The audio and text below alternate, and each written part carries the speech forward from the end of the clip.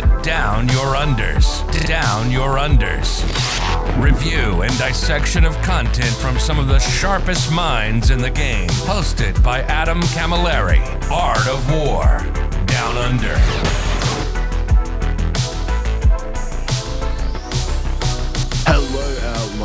Lovely listeners, you are welcome to this episode 189 of the Art of War Down Under podcast. My name is always Adam Camilleri, and as you will know now, because it is out in the wild and things are crazy out there, we are doing the Tau Codex review, and I am joined by none other than the man who won an ITC with Tau against the grain, who has championed this Codex and this faction when many others have abandoned them.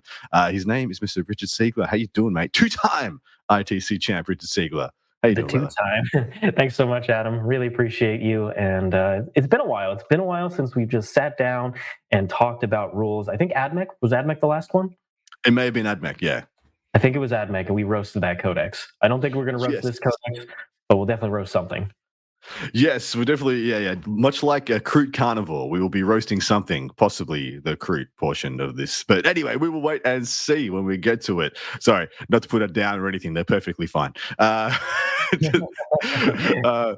those looking to get the part 2 of this, of course, it's over at Art of War Down Under. Jump on that Patreon and get that goodness. Richard and I will be answering some list of questions and talking about some first press lists and archetypes for this brand new lovely Codex. And it is an interesting thing to unpack on a multitude of levels, especially from a design perspective from GW, because unlike, and we're already jumping into our hot takes, unlike a lot of previous Codexes, this only ostensibly has 3 new detachments when, you know, many Codexes have gotten far better treatment. In fact, did we get 5 new detachments for AdMech, or was it 4 new detachments for AdMech? But they have less than AdMech. Yeah. Wow. Yeah. I mean, AdMech doesn't have too many functional detachments. I would take the 2 strong ones in here. Just the Hunter cohort, but at the same time, also the Datasheets in here are just way better than what AdMech has. But But you know what I mean? It's interesting to see the semi step down. I mean, Space Marines have essentially infinity detachments. And too many. Tyranids got 6. Mm-hmm. When you count in Invasion Fleet, and they were kind of been stepping down. Necron's got plenty though. Philosophically, I think that the detachment should be around 3 to 4, personally, because it gets very hard to create detachments that are worthwhile. Once you get into the 5, 6 plus category, you're just always going to take the first 1 or 2, which means if they only design around 3, they can really put all their effort in making sure all 3 are different play styles and all viable. And I would prefer that, personally, rather than we have 5 detachments, 1 is awesome, 2 are fine, and then the other one's a crash. We never see it. I call it the Bloody Rose effect. And I've been predicting the Bloody Rose effect taking effect to becoming a thing more and more as we work our way into this edition. And it is, unfortunately, especially with the AdMech Codex, it's the case in point, where there's only 1 worth running, and I don't even know or remember what the rest do, because there is actually no point in letting it have space in my brain. And that is a bit of a shame.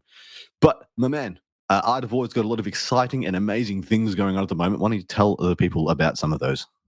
Absolutely. So Art of War has an awesome YouTube channel in which I regularly live stream a wide variety of content, including tier lists, ranking all the different important things you want to know, fixing lists for our subscribers, and also a live battle report every Wednesday at 1 p.m. Eastern Time. In addition, if you really like our content, if you like seeing top players, play really high-level games, and you want to learn from that experience, well, check out our war room, thewarroom.vhx.tv. In there, we've got 3 stream games a week. We've also got some wonderful content like Jack Theory, Masterclass series, strategy sessions, and plenty more. So check it out. There's a 3-day free trial. You also get access to our iOS and Android apps, and you can watch all that content on your phone. So what are you waiting for? Check it out. That's pro speech right there. That was really good, actually. We should clip that for future use and just keep that one on repeat. But anyway, we're going to jump in. We're going to give out this Codex, the usual Art of War review of good stuff. We're going to go through line by line, discussing as we go, as deep as we can, and give you guys all the information you can get from us. Because, of course, you know, when the push comes to shove, Art of War Down Under is predominantly a review-based podcast, and we're here to be your one-stop shop for staying current and staying up to date with the game, and also being a way for you to absorb things, you know, while you're driving, while you're hobbying, while you're doing whatnot, and, you know, doing our best, not to replace physical media or buying a book, owning a book, or all the learning you do there. But if you're not a player of Tau and you want to know what Tau do, you want to know what to expect on the battlefield, and or you're a budding Tau player and want to get absolutely hype, we're also here to do that as well. All right, jumping in. We've done a little bit of hot takes, mate, but feel free to lay it down on us again, because there are some pretty extensive changes, especially some of the most powerful units, datasheet wise also. Yeah. So simple fact is the Kauyon detachment that existed in the index did not play 10th edition 40K. It played like 8th edition 40K, in which you delayed your opponent, you waited to the late game, you scored all your points, game was close, but you win the close game. And that's how it was designed. And it's a very hard play style to play. You need to be able to really be good at move blocking and tying things up. It's flowing, delay tactics. It's not a natural Tau play style. It's not I shoot you with guns and you're dead and I win the late game. It's not like that at all. And there are a bunch of really aggressive, scary armies in the game that just turn 1, they advance into the middle of the table. Turn 2, they charge you with everything. Turn 3, they kill even more. And by that point, you're so far behind in points, it doesn't work. So for Tau, that was problematic because your best rules are active turn 3 onward, which is extremely restrictive in this edition. So I think a lot of Tau players didn't like Kauyon and felt the weakness of the army because it's such a hard one to play. I think this book solves that. It offers 2 alternate play styles that I think are not only viable but strong, and they will be much easier for the average Tau player to take advantage of, which is a big positive. Yeah, go ahead. My hot take is that it's an interesting effect that we're seeing. We're seeing kind of a streamlining of datasheets. We're seeing GW going through and removing legending and or things going the way of the dodo that have been mainstays in many armies for this edition and the past. And so that's going to be a little bit of a hard pill to swallow for some. But there is a lot more depth and a lot of identity to be gained from this codex, and I think there is still plenty here to get excited about and plenty of meat on the bone. I have this codex sitting as the perfectly fine 10th edition codexes. It doesn't feel like it's overpowered, doesn't feel like it's underpowered, and I feel like we need more of what this book is offering rather than what we got from Necrons or the other end of the spectrum, what we got from AdMech. So I like this and where this is sitting a lot better. How do you feel about that take? I think it's perfectly reasonable. I think that this is an upgrade over the index, like I mentioned, but I don't think it's a dramatic upgrade over the index. I think Tau still has some fundamental limitations and things that are going to be, hard to play around. I still think veteran and experienced Tau players will have a dramatically higher win rate than the average Tau player, but it will be not quite as dramatic, I think. And overall, I'm really happy about the alternate play styles. I just think that Tau as a book, as a faction in 10th edition, has been designed how a faction should be designed, which is you have some really strong rules and you sacrifice things to get to those strong rules. Exactly right. They are. And most armies that have been too strong just get their strong rules. Spot on. They don't have no downside and they give up. They give up nothing for the squeeze. They just get all the juice. So I think Tau will never be overpowered in this edition unless they get ludicrous points drops further from the previous MFMs, because at the end of the day, at that point, they become a spam army, but none of their units are, and their best unit, the 6-man crisis unit, is just gone. The biggest, baddest, scariest damage dealer is gone in this book. So damage has come down, but you have more tools, which I prefer, and it's just better for the game. It just means more games play out against Tau. Exactly right. So 2 things we will note, and these are the caveats before we jump into army rules and discussing all the things and stuffs. The points in the back of this book cannot be accurate. We know that to be the case from every previous codex. The MFM, or the Minotaur and Field Manual points, are the points we will be referencing if we are referencing points at all. They are also likely very inaccurate because, of course, we have a lot of enhancements added to this. And in addition, we have datasheet changes. So expect the points to be coming out at some point in the future. It might be with the actual codex release, which who knows when that'll be. That'll be when GW can slot it into their release cycle. Until then, we are working off the Minotaur and Field Manual points only. Yep, that's what it says at the top of every codex, because I assume they printed in here specifically so that new players have something to play with. Exactly right. If you look at these points, besides the new units that didn't exist before, they're almost all the index points. And if you remember, the Tau index was one of the worst armies in the game because it was absurdly overcosted. So this book was almost certainly written because of that at the very beginning of this edition, before the first data slate, which you're going to see a lot of things that interact with data slate rules have not been changed because, once again, I think it was written before the data slates. So I think this codex will have room for what they did in the previous balanced data slate in January, which is go back and look at some of the stuff in here and just fix it. Yep. All right, into the army rule, my man, for the greater good. Now, this is one of the most infuriatingly worded rules that I've seen in a very long time. Suffice to say, you pick 2 units and then 1 enemy unit. One of your units becomes the spotter and one becomes the guided. And as long as the guided unit shoots at the thing the spotter tells it to shoot at, it gets a plus to its ballistic skill. And if you have the marker light keyword on the one that's telling it to shoot that unit, you also get ignores cover. If that guided unit doesn't shoot the thing the spotted unit is telling you to shoot at, you get -1 to hit or -1 ballistic skill. So it's actually worse if they have -1 to hit in addition. Have I TLDR'd that well enough? Because reading this thing out is horrific. Yeah, and if the observer has the marker light keyword, you ignores cover, which is a big rule because cover is literally on everything in the game. So cover is just +1 AP, man, because cover is every relevant unit, every unit worth killing will have cover when you try to kill it. So cover is just +1 AP to me. It has been since day dot of this edition. This is one of those rules where it has some very good benefits: +1 ballistic skill, access to ignores cover, fantastic. And then it has some real downsides, is that 2 units have to be out in the open to benefit from it. And then if you split fire, you take a -1 ballistic skill on an army that has relatively poor ballistic skill. This is the part I was hoping would disappear, because it's already a downside to not get, if you split fire, you don't get +1 ballistic skill, and you don't get any of the observer benefits out there, like full rerolls to hit, or reroll ones to hit and wounds, or lethal or sustained.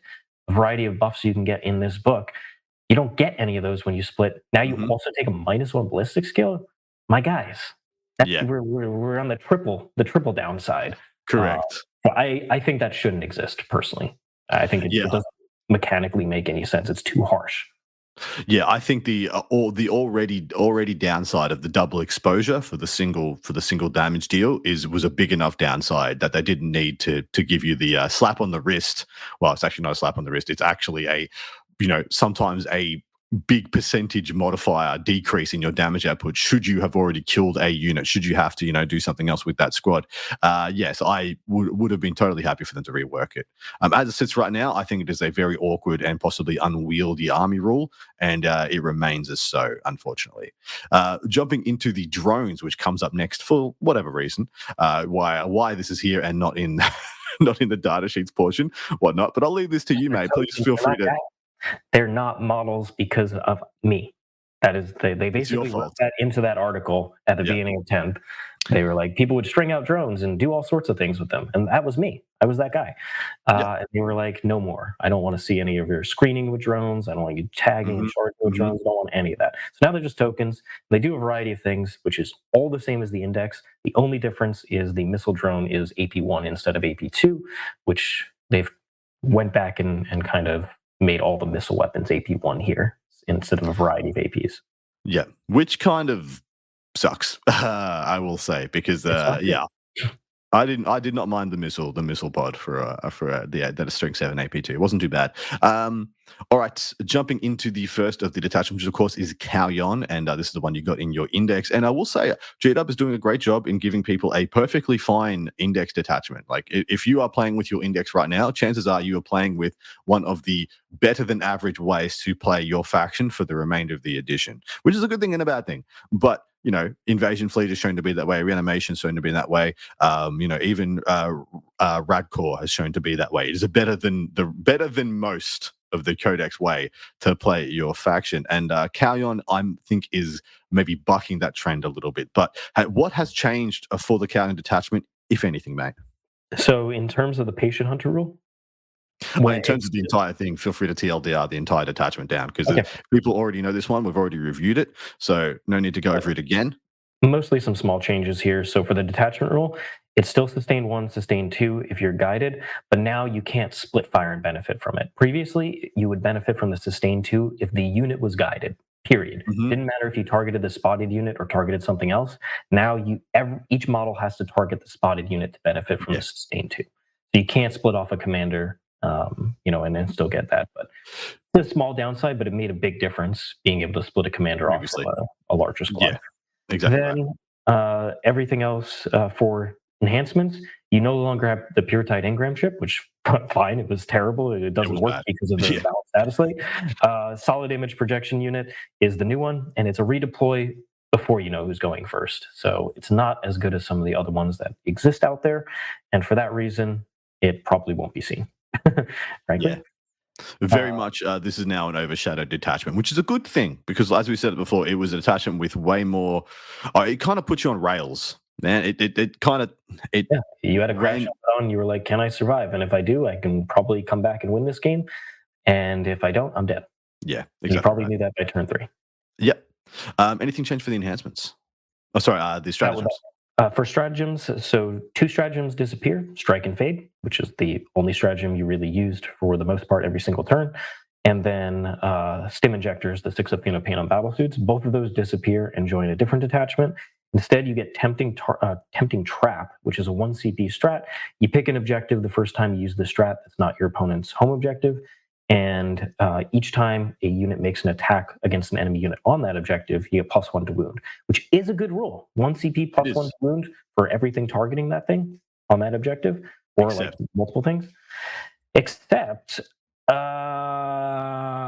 yes. So yes, you cannot use the strat during the first or second battle rounds. So like, yeah, so exactly when you would want to use it. So your opponent could just run onto it, get their 15, and be like, "Well, I guess I'll fight over a different one now," or I'm just going to put nonsense on it that you don't need +1 to wound to remove. Cool, you didn't need +1 to wound to ruin my scouts or my henchmen or my, whatever. Yeah, this is a fine strat, but it did not need the T's and C's. It should just be, I pay the CP and I get the buff, please. Why does it not work on first and second battle round? The problem with this detachment is that people put their durable stuff on the objectives turns 1 and 2. And you need to kill them. You need this strat to kill them. So not accessing it, it is just almost pointless. It is a battle tactic, for whatever that's worth. Farsight will interact with them in this book. But the problem is like, I really want to use my Breacher Squad, get +1 to wound against this thing on the objective. I want to use it on my 3 fusion suits, my Sunforge unit, with Cold Star in there. Yep. Well, I'm only doing it turn 3, and then maybe turn 4, but I'm probably not having too many resources at that point. So it's a big mess, frankly. It's a good strat that is made bad by this dumb restrictions. Yeah. Once again, like, your detachment rule is already super restrictive. You don't restrict other things. Everything else should not have the qualifier, is my opinion. If you put it on the detachment rule, nothing else should have it, or the detachment rule shouldn't have it, which obviously is really strong, and then nothing, and then everything else has it. You pick one. It's poor game design. So if you're the game designer for this book, Richard at the rwar40k.com. There we go. Then we have Point Blank Ambush is the +1 AP, stayed the same. You can't use it first or second battle round. Yep. And then Coordinate to Engage, exactly the same. The tricks with the Breachers, getting back in the Devilfish, or Photon Grenades is the same. The only thing with Photon Grenades is you can't, if your opponent declares a charge and makes it, and then they charge something really important into your Breachers, you can't then use Photon Grenades when you're engaging. Yeah. And then finally, the other new strat is also battle tactic. It's Wall of Mirrors. You pick a Stealth, Ghost Keel, or Shadow Sun from your army, and they can go into strat reserve, which is good. Stealth suits just going up turns 4 or 5 to make sure you get your backfield or your opponent's backfield secondaries. That's very good. But at the same time, it's not replacing Strike and Fade, obviously. It ain't no Fire and Fade. Yeah, exactly right. It's no shoot and scoot. It's perfectly fine, but yeah, it's not a supplement for what you lost. In overall, like, I have to say that the counter detachment got nerfed, and it kind of feels weird to be like, overall, the base detachment actually got worse from Index to Codex. Usually they stay the same or get slightly more refined, like slightly better. And yeah, yours just got worse. It's really, really strange. Anyway, jumping into Mont'ka, the stuff to get excited about, guys. The army rule here is Killing Blow. During the first, second, or third battle round, the ranged weapons equipped by Tau Empire models from your army have the lethal hits ability. While they are guided, they have assault ability as well. So advance and shoot on all their guns if they're guided, and lethal hits for the first good part of the game. The part that matter, you have lethal hits. How do you feel about this? Solid. Obviously, it's the more important turns of the game. Turn 1, you may not get value out of it, especially if you go first. Your opponent will be mostly hidden, although this army can get very aggressive very early, so it is still possible to access it. But turns 2 and 3 are the critical turns, and you will have access to it, so I think that's perfectly fine. Now, lethal hits is one of the few weapon abilities that Tau actually has access to, there's a lot of weapons that Yes. do have it already, so it overlaps a little bit. But at the same time, a lot of the best weapons don't have it, and it's a good benefit. Now, there's a little whoopsie in here in that you obviously don't count as a guided unit until you've activated the unit to shoot. So you would have to have assault weapons technically in order to gain assault on the unit, because you were like, all right, I'm going to activate this unit, select my targets and stuff, and now be guided and observe. There's a little timing whoopsie on this. However, it's pretty clearly written that they want you to get assault if you're guided, so I expect them to just FAQ the wording on this. So wait a second. So because to be guided, you need 2 units to be able to see. So if you were to advance into range for, say, fusions to have their melter rule, a la within, let's say you get within 9 inches, and someone uses their reactive move to move out of line of sight of the spotter unit, you can no longer be guided, and there you don't get assault, and then you can't shoot. Is that correct? I'm saying even more than that, just generally. So, like, read the army rule. Each time you select this unit to shoot, if it's not an observer, it can use this ability, which is for the greater good. Yeah. Let's say you advance your broadsides. They don't have assault on their weapons. So if you advance them, which is done in the movement phase, and then you go to select them to shoot, they can't be selected to shoot. So they can't be selected for the greater good. Correct. Okay, yeah. So this needs to be here. However, I imagine it's pretty clear how this is supposed to work. Exactly. So I expect that to be FAQ'd, but it is a very good roll. Assault, lethal hits, that's totally fine, and it's on the 3 key turns. Once again, I don't like the philosophy of just only having certain rules on key turns. Like, if this was Sustain 2 is actually an insane rule. You probably should have that the whole game. But this, I think you could have it the whole game, and it's not a huge deal, personally. Yeah, I agree. Sustained 2 and like assault are not the same. Sustained 2, are not the same, because that's the comparison here. You can have assault or you can have Sustained 2 from Kauyon to Mont'ka. Ain't the same beast. But Sustained 2 is anything is dead. Yes, correct. All right, let's go into the enhancements. The first of which, Exemplar of the Mont'ka, Tower Empire model only. That's the first and last time I'm going to read that out, because it is the same on every enhancement in the book.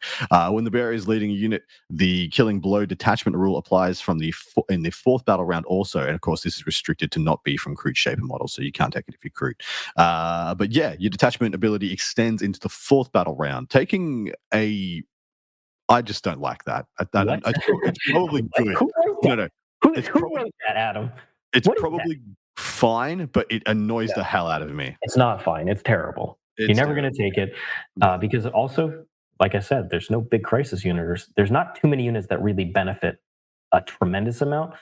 Tau doesn't have insane volume of fire because there's no more cyclic everywhere. So you don't have just mass volume of fire. Breachers are the best thing if they have a fire blade in there. But at the same time, are they really surviving until turn 4? You're like waiting to use them until turn 4. Yeah. And then you can't even use it turn 5 if somehow they're still alive. Like, come on, what is this? Yeah, the fact that this doesn't just be all game. Your unit has the detachment rule that you have decided to use. You get all game. That should be exactly what it reads. And even then, it will still be like It's still mediocre. It should be you get an additional rule on top of those. Like you get a second rule. You get like lethal hits and sustained. And then if you're guided, you get like crit 5s. And then you make it like 30, 40 points. Okay, we got a unit now. That's an upgrade. Correct. That's an enhancement. Okay? give us the next one. All right.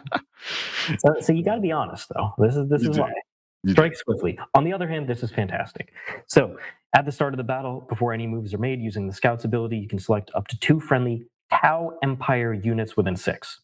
Doesn't exclude anything, just Tau Empire units. You can scout a Taunar if you wanted to.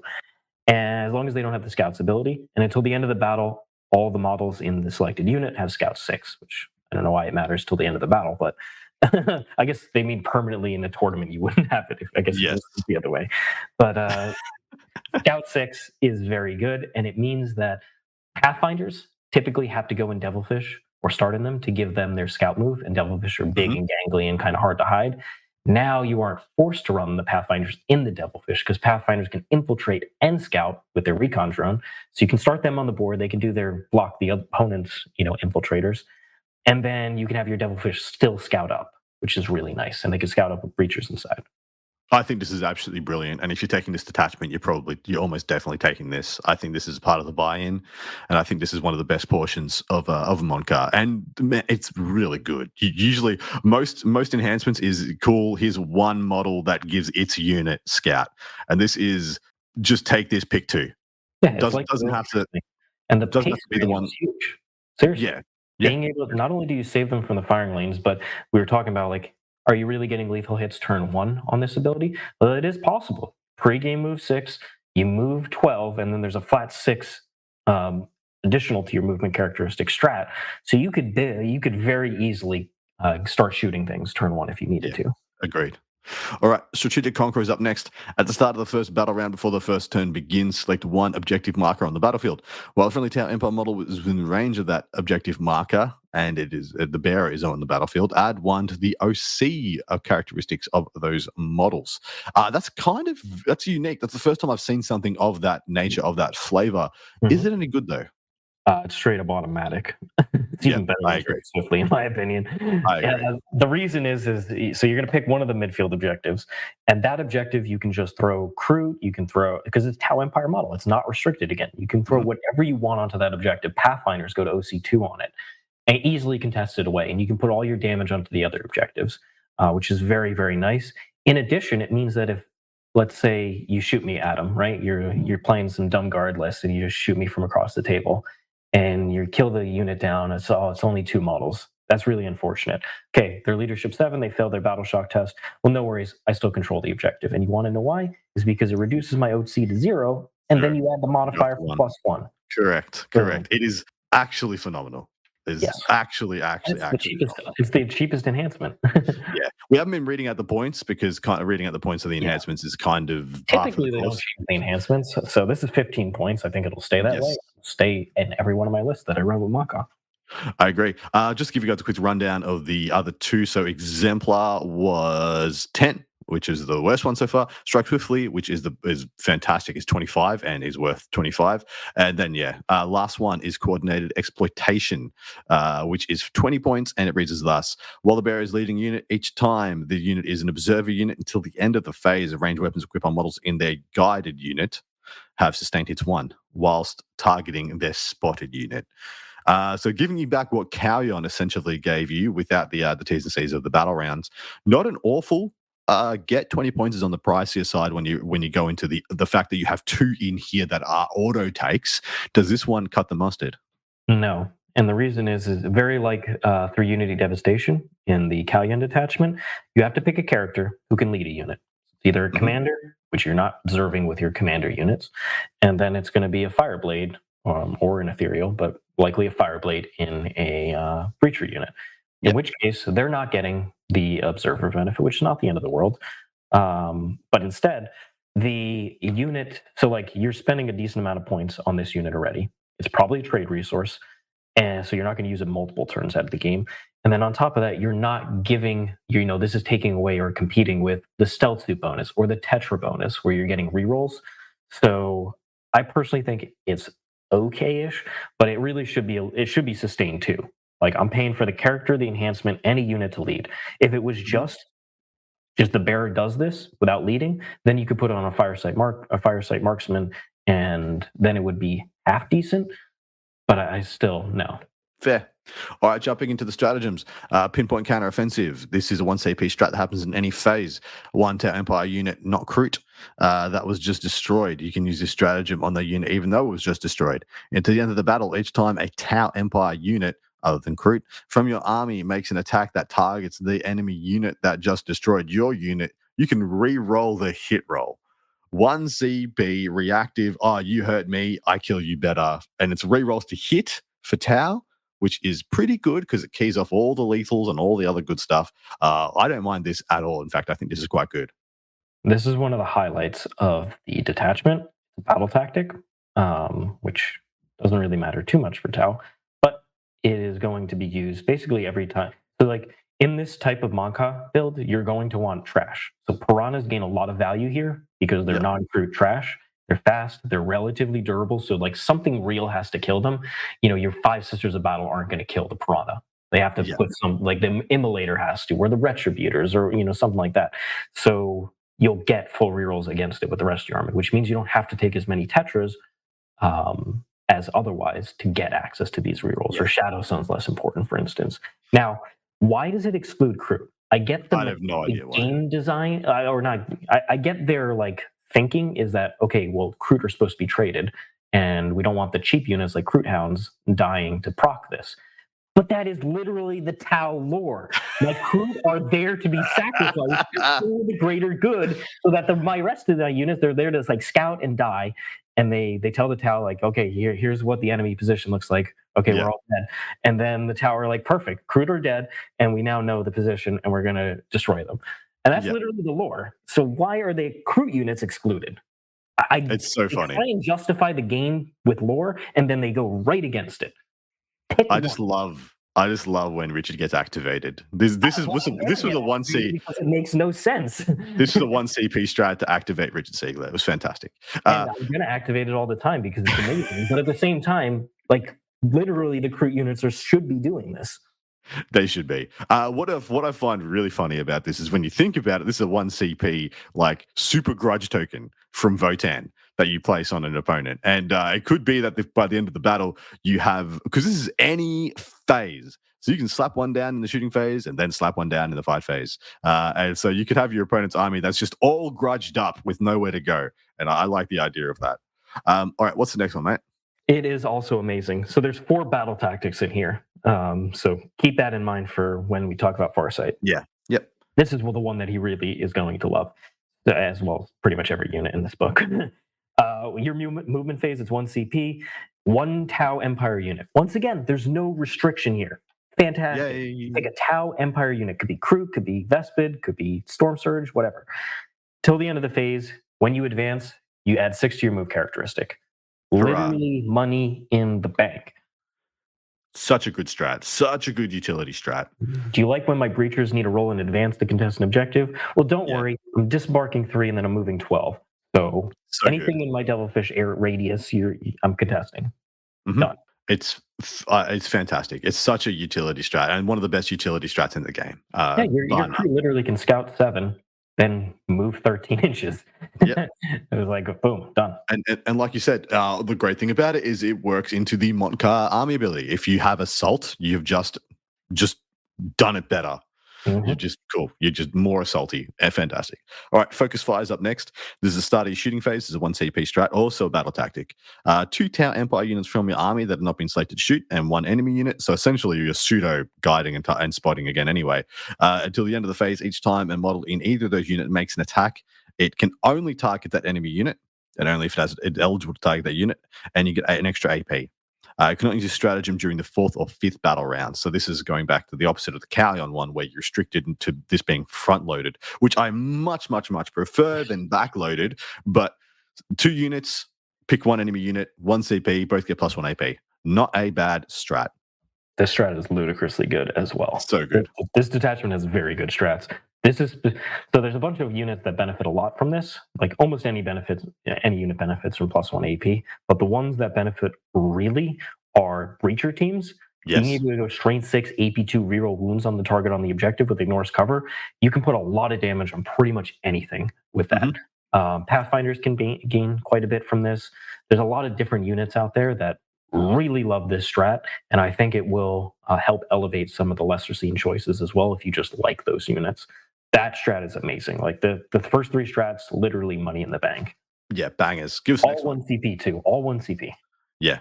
So combat demarcation, also a battle tactic. It's 1 CP. It's used in your shooting phase after a Tau Empire infantry unit disembarks from a transport. Till the end of the phase, you get reroll wounds against the closest eligible enemy unit. Oh, so good. So you're thinking, okay, well, breachers already get reroll wounds on an objective. Correct. This means that you can get the full rerolls outside of them being on an objective. So if you're playing against somebody who's savvy and like, all right, I'm not going to put the Nightbringer on the objective. I'm going to just leave them right behind off of it. You're like, no problem, 1 CP. I'm still rerolling wounds. You're still going to take half your damage at least. Yeah. So also it really helps Pathfinders compete with breachers. Yes. And that's pretty decent. Doesn't interact with too many units because not many units can go inside of the transport, but those 2 units really benefit a lot. Totally agree. Yeah, I was thinking of Pathfinders. Too, but like strike teams are still strike teams. Yeah, exactly right. I don't think strike teams touch the side still. I think it's breaches and pathfinders. I do quite like pathfinders with this. I feel like they get to feeling like where breaches are and kind of feeling a little better with a little bit different utility and different profiles. But breaches, baby. All right, Pulse Onslaught 2 CP better be good in your shooting phase. 1 infantry unit excluding Kroot for some reason from your army that has just shot, and 1 enemy unit excluding monsters or vehicles hit by 1 or more of those attacks. And to the end of your opponent's next turn, that enemy unit is shaken. When it's shaken, it subtracts 2 for its move, advance, and charge. 2 CP though, for no monsters. Yeah, exactly. Has to be infantry, not a monster, and then it's -2 and it's 2 CP. I wish this was 1. It would be okay, and it would be pretty freaking good if it was 1 for 2 CP. Compared when you have like 3 absolute top tier bangers. I worry you're not going to have the CP economy to use this in this detachment very often. No, you're basically never going to use it. And the other thing is, like, whoever wrote this doesn't actually play Warhammer, because enemy infantry units, when you see them, they go from behind a ruin, correct, to in the middle of the table ready to die. I'm not then -2 to charge them. I'm like, oh my god, how can I handle this infantry unit? No, well, every gun kills them, and I don't need 2 CP to waste on this. What is it? This exactly right. This becomes the sunk cost fallacy. So what happens is you have a fire base that you're like, I need to protect this fire base from this advance and charge warden squad. So I'm going to throw away a unit and 2 CP to stop them from advancing and charging into my fire base. And then they're like, wow, 2 CP and a unit. I'm going to stand here and kill that unit, and lol, this was just fine. And I'm going to use the other unit to advance and charge. Correct. And they don't care. And you have chucked away a huge amount of resources to just do something that they're like, well, you've just given us a great secondary option than diving your army, which could have gone badly. I'll just stand here and kill these idiots, and you lost 2 CP. This is fine. And that's what happens, man. So or Primary Sword Brethren are charging out of their ulcers and stuff. It's like, it doesn't make any sense. Yeah. So literally use this if you're going to lose the game. If you don't, otherwise, yeah, you use the stuff that'll help you win the game. Is my advice. Give us the last one. Counter fire defense systems, 2 CP, war gear strat, used in your opponent's shooting phase after they've selected a target. You pick 1 Tau Empire unit from your army, so once again, can be literally anything, and -1 damage. And you might say 2 CP is pricey, and it definitely is pricey. However, there are those times where your opponent undercommits to a particular flank. Correct. Like they commit like just enough where they might do it. Because they've got a lot of things to think about. And you're like, cool, -1 damage on my Devilfish. You're just not getting the breachers out of there. I don't care. Yeah, perfect. There's a lot of swing points, obviously, on a crisis unit. They're smaller, but still the Sunforge with the 4-up invuln, then -1 damage, 5 wounds apiece. Tricky. Same thing with, just the Riptide is a great example. Now, once again, you have so many good 1 CP strats, you're probably using those more often. But the 2 CP, I'm just going to stop you from doing enough damage this turn, can be critical. So I just like having access to this, even if I won't use it too many times. Me too. This is the one I tell my opponent about all the time. What does your detachment do? Auto advance 6 and -1 damage. And they're like, -1 damage. on anything. You can do it on the Taunar. Ooh, anything. Ooh, what am I going to do with it? Never use it. Ooh. It legitimately is very strong. Oh, absolutely it is. Absolutely. Like a Devilfish is 13 wounds, man. 13 wounds, D9, 3-up save. With -1 damage, it takes a lot to get through that guy. It really does. And that is the end of the Mont'ka detachment. And I got to say, it makes Kauyon look pretty ordinary. Like very, very ordinary. Surprisingly, I think the detachment rule is more of this is just nice to have. The enhancements and the strats are phenomenal. Really, really strong. Mm-hmm. The strats just put it over another dimension. Now, if a lot of that was 2 CP stuff, then we wouldn't be thinking about it as highly. But 1 CP on all that stuff, it's priced to move. And like you said, it works. There's no, you look at this, there's 1 stratagem with a restriction, and it's battle rounds 4 and 5. Totally fine. Perfectly fine. Everything else is on. This is how you do it. It's like if you're putting a restriction in one place, you do it on 1 strat, that's already a lot. You don't do it on 3 of the strats and the detachment roll. And so I think it's very easy to fix Kauyon. Just the whole army you get sustain 1 whole game. Sustain 2 is only turn 3 onward when you're guided. Yeah. And then get rid of the strat restrictions, and that'd be perfectly fine, especially because they took away their best strats. But Agreed. I don't have any say over this. We are into the Retaliation Cadre, which is the detachment rule is bonded heroes. Each time a Tau Empire battlesuit model from your army makes a ranged attack that targets a unit within 12, improve the strength characteristic of that attack by 1. If you're within 6, improve the AP by 1 also. So, on any other army, this is bonkers because those are two of the best buffs that you could possibly ask for in a detachment rule. There are very few detachment rules that say +1 strength, +1 AP. They are very few and far between. In fact, I'm not even sure there are any. What a world they just give you strength and attack. That is essentially equivalence. But this is an extremely powerful thing. The T's and C's are not. How do you feel about it? So this is a very strong rule. Now, it is very strong on certain weapon types. So Yes. fusion going from strength 9 to strength 10, AP4 to AP5 means you basically obliterate any vehicle without an invuln. It's a big breakpoint. Yeah, big breakpoint. There. Then there are plenty of weapons where it's less of a breakpoint. There's a lot of strength 8 going to strength 9, which typically it only matters in very niche situations, which can be important. Like or something. Yeah. But then your fusion just destroys that anyway. So there's a decent amount of breakpoints that this doesn't matter with, and there's already a very good high AP. Like there's a lot of AP2 to AP3 weapons in this book, and have ignores cover access already. So I played this detachment a couple times practicing, and while this rule is very good, it does force you to play in an awkward way, and because it's only battle suits, you're incentivized to not play what I think is the strongest Tau style, which is primary denial, is the first goal. Yes. Yeah. And I think that is a weakness of this detachment. Now, it does have 2 amazing strats and some very good enhancements, but on the surface, I think this is the one that's going to wow people, and for good reason. Like, it is legitimately strong, and most armies would take it.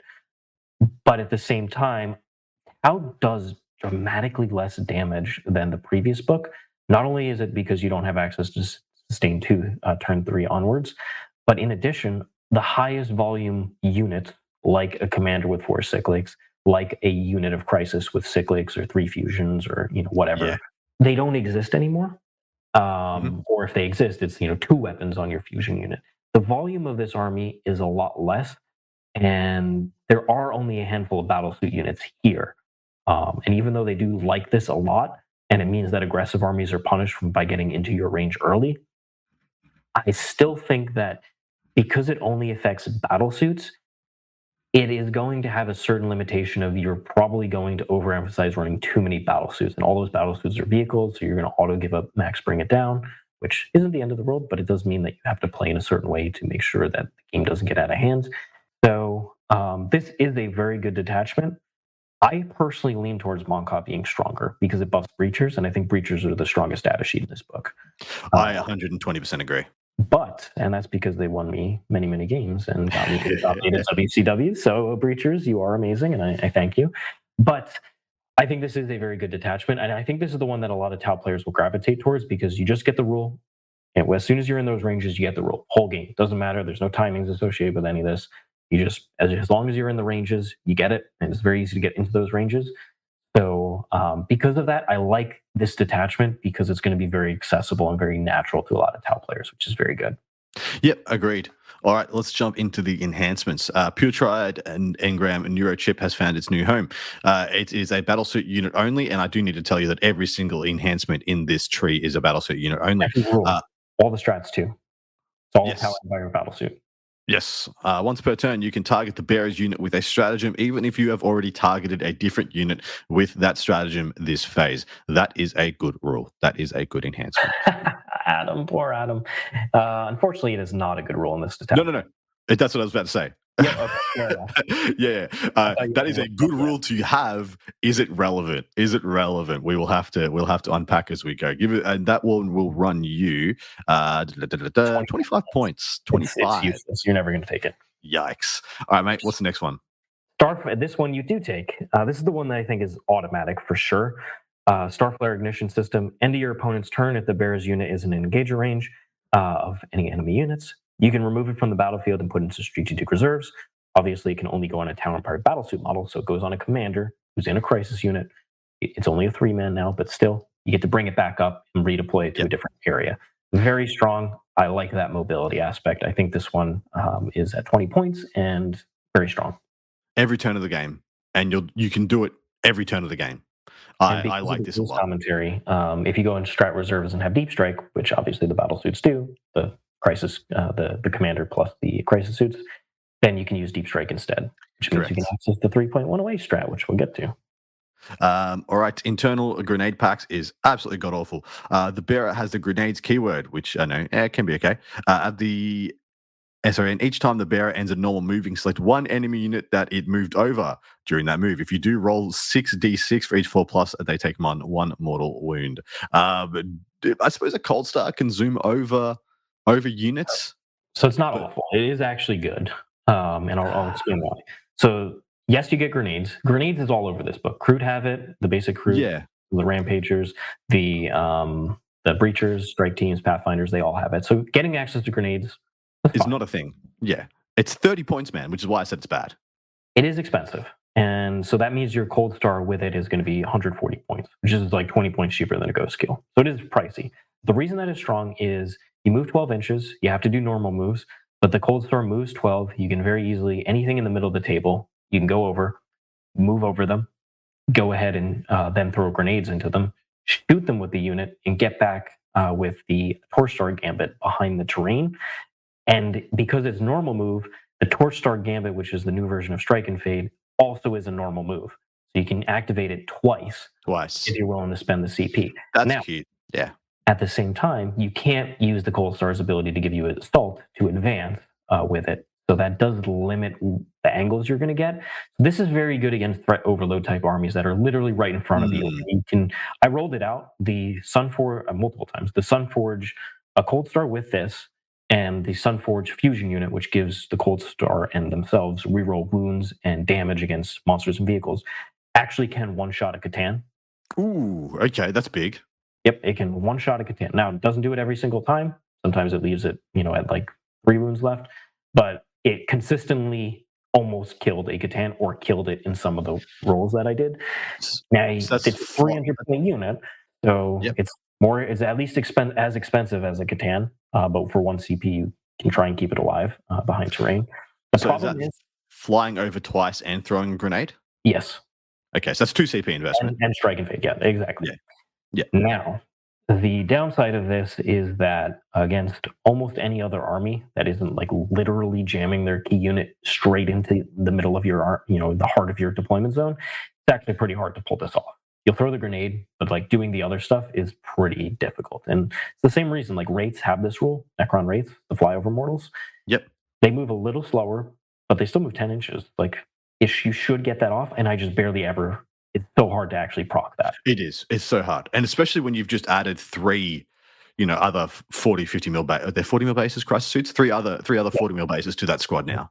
If you could just have this, if you had the confidence to just have this on a crisis suit and just by himself, it would be a lot easier. But then the unit can't do anything. And he's they're just 50 mils. They're on big bases. Yeah, exactly. They're 50s. It's actually hard to do to execute this. Yeah, then this is the why, because it's 30 points and the T's and C's on this are actually very hard to execute, and the other reason being the army just doesn't struggle for grenades. If this was an army that was strangled for the grenade keyword, this would have a lot more value. But yeah, I do really like what you said about the double jump over. That's really cute actually, because you can just it's cute. Yeah, it is cute. 2 CP to throw essentially 18 dice, and every 4+ is a mortal. That's pretty freaking good for a mortal wound dump output. That's basically 6 damage on a Catan, and then you put all those shots probably rerolling hits from the Tetras guiding, and then you got reroll wounds and damage.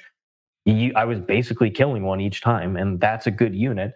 The problem is that you need to be able to get close enough to do it onto them, and that's up to your opponent. And I think good opponents will be able to mitigate the power of this. Yeah. Bad opponents might just jam their Nightbringer right into the middle of your army. Or you just psychologically tell them and point it out to them. And don't tell them how to stop you, but like, dude, on average, this thing kills that guy. And people will be like, oh, my unkillable guy? You can't kill my top player. Like I played John Space Marines, and he just never even wanted to get that close. Like I could have thrown the grenade, but I was never doing the flyover mortals unless I literally kept this just sitting there the whole game defensively, waited.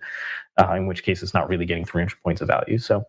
And then, like, you fly over a screen And then because you're like, oh, I want to use the ability. Yeah, yeah, yeah. I'm like, why did I bring myself closer to my opponent? I And think then, in practice it's a lot harder to pull off, but on yeah. paper it is a very actually good ability. Yep. All right. Last one, prototype weapon system. Each time the bearer is selected to shoot, select either the lethal hits or sustained hits one ability.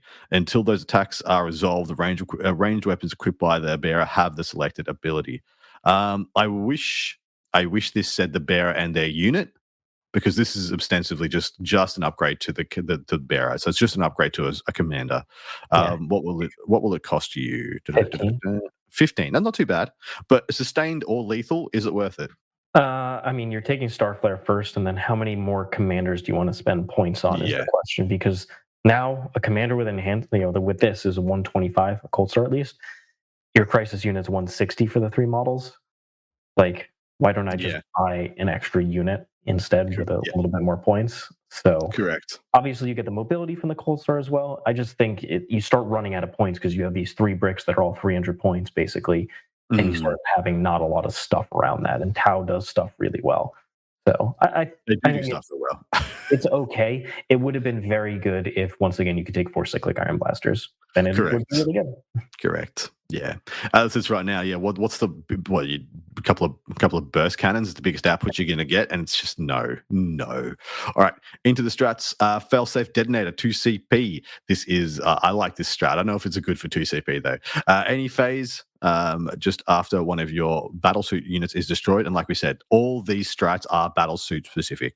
The destroyed model's unit, you can use this stratagem even though it was just destroyed before removing the model from play. If it has deadly demise ability, do not roll for that ability. Instead, you can choose whether the result is a 1 or a 6. If your model does not have the deadly demise ability, roll a d6 for each unit within 6 of it, and on 4+ they take d3 mortal wounds. This has potential huge upsides because you can, let's say you have a unit of 3 crisis suits, they're all going to die. You kill them until the last one is within range of a phenomenal amount of units and choose to blow it up on a 4+ and do 2 or 3 d3 mortal wounds for 2 CP. Might be good, might be awful. But I do like the fact that you get to choose whether it's a 1 or a 6. It's got the best T's and C's that I've ever seen for an exploding stratagem. But 2 CP to maximize the death of something is not a place I love to be. It's not a very proactive way to play the game. How do you feel? I mean, so crisis dudes don't have deadly demise, so it'd be on a 4-up. That's what I mean, yeah. A little inconsistent, but it's 2 CP. Like, no. Fair. If it's going to Absolutely maybe win you the game because your opponent has a bunch of 1 wound stuff, then fine. But yeah, one wound Magnus or something who's bearing down on smashing another unit. Yeah. Yeah, it's very niche for 2 CP. Don't think it's particularly good. All right. Keep going, man. There's 1 CP. This is the stratagem that used to exist in Kauyon. Take a battlesuit unit in your opponent's shooting phase or the fight phase. 6 of Feel No Pain. Beautiful. Fine. Less good now because you have less models in your crisis unit, so you don't get as much Correct. value. Still fine on a Riptide. Still fine on a unit you really, if your opponent has awkward breakpoints, they put a lot of 2 damage into your 5 wound suit. Maybe. But once again, you're not 6 wounds anymore. So it is less powerful in multiple ways, unfortunately. But 1 CP will still be useful. Absolutely. Shortened Blades up next is another 2 CP. We should have been pointing out if any of these were battle tactics. They are none of them so far. One is the Arakan Protocol. Fair. This is 2 CP. Like I said, it's in your movement phase. 1 Town Empire unit, a battlesuit unit that is arriving via Deep Strike. This is the 3-inch Deep Strike 2 CP goodness. 2 CP for 3-inch Deep Strike, still going to be game-changing and possibly game-winning at times. And yeah, battlesuit units only. So, this is Riptides, yeah? This is Ghost Kills. Are they of Deep Strike? No. Never mind. It's battlesuits and stealth suits. No, stealth suits don't even have Deep Strike. I'll shut my big mouth. Tell it what has Deep Strike rate apart from Crisis Teams. Yeah, so Ghost Kills don't have it. Stealth suits don't have it. They have Infiltrate. They don't have Deep Strike. And I'm almost 100% sure that the Riptide doesn't have it. So it's Crisis suits. I was reaching for the stars, being like, the opportunities. The opportunities are vast. No, they're not. Yep. So it is going to be your Crisis unit. And obviously you can use Starflare Ignition to go back into reserve. And then from there you can use it because they have Deep Strike and can use it thanks to the rules commentary. 2 CP, so it's pricey. One of the biggest downsides of this rule is that for Tau to be efficient, they really want to be guided. So an observer unit has to be looking at the target. So you going behind your opponent's ruin and trying to shoot them is not going to be as efficient as you want it to be. And there is one you could run the double flamer variant of Crisis Suits, the Star Scythe, put Farsight in there, they auto hit, they'll get +1 to wound, they'll get extra AP if it's not a monster vehicle. But at the same time, that's not a super consistent unit, and it's pricey. That's over 200, 250 points or whatever. So, or 230 points.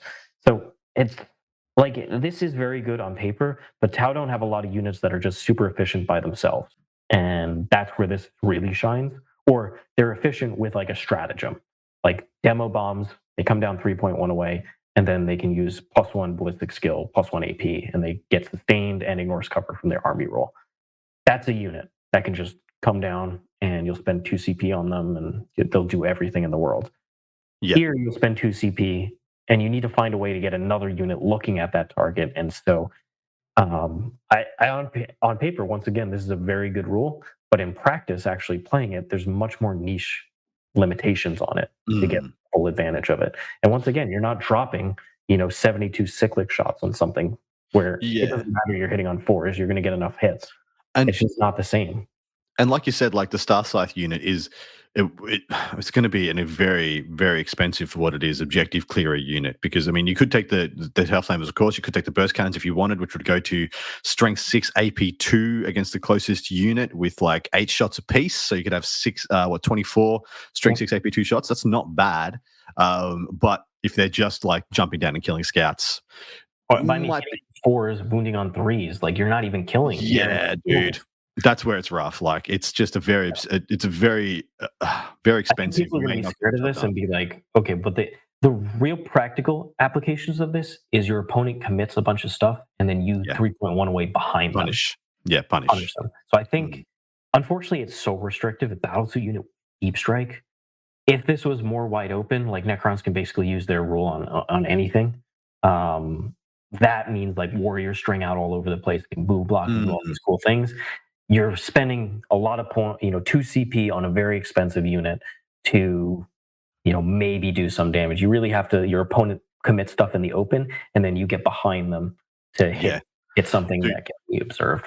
My brains went straight to deep striking Riptides, which of course cannot do that, because the +1 strength, +1 AP puts them over a phenomenal amount of breakpoints. Like, and I was very excited to be like, oh man, imagining dropping a 4 OC, Riptide on somebody's objective and being like, haha, and no, you cannot do that. And so this is very restrictive. And man, I'm for 2 CP, I'm really struggling now to quantify how good this is, if it's good at all.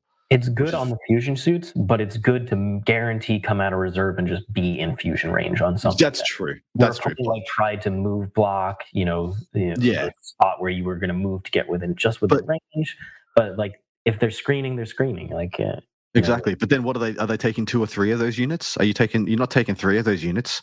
Maybe you're taking 2, and that's a 4 CP investment just to use those 2 units. It's a hard pill. It's a hard pill.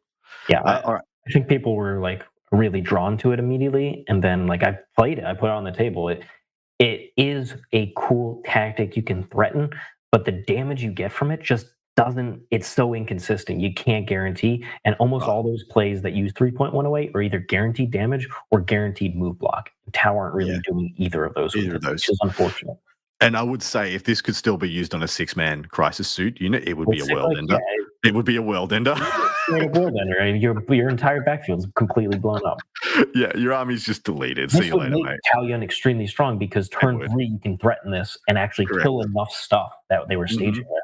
Bonkers. The Arrowcon protocol is in 1 CP in your shooting phase is a battle tactic. 1 battlesuit unit from your army that has not been selected to shoot until the end of the phase. Each time a model in that unit makes an attack that targets an enemy unit that contains 6 or more models, you have sustained hits 1.